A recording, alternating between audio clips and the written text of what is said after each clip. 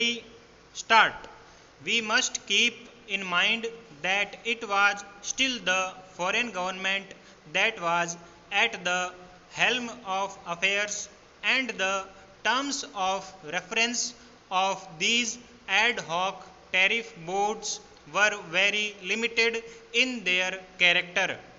For example, before any industry could be considered to be entitled for the grant of protection, it was essential that there should be abundant natural resources for that industries available in the country itself.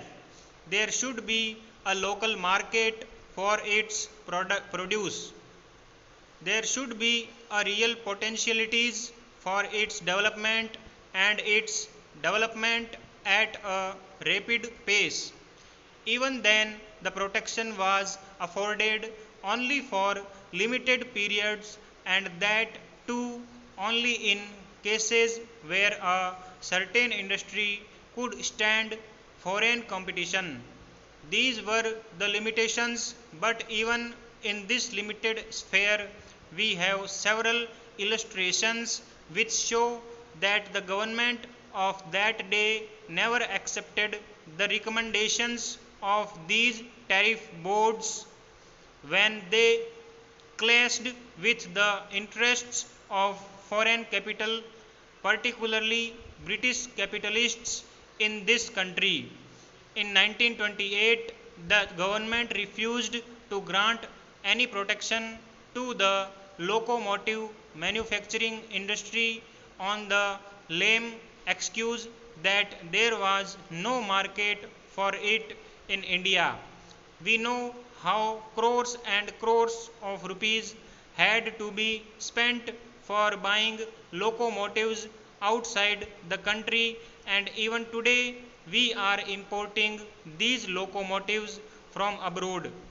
Thus, we see that when these tariff boards were appointed for the first time, they functioned in a very halting and indecisive manner, and they were intended only for the protection of the interests of foreign capitalists and not for the development of indigenous industries. Then came the war from 1939 up to 1945.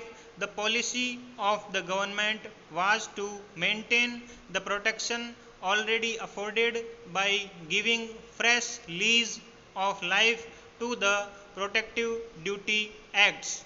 It was in November 1945 that the then government appointed an interim tariff board which, with extended life, is still working, and which tariff board is sought to be replaced by the Tariff Commission envisaged in this piece of legislation.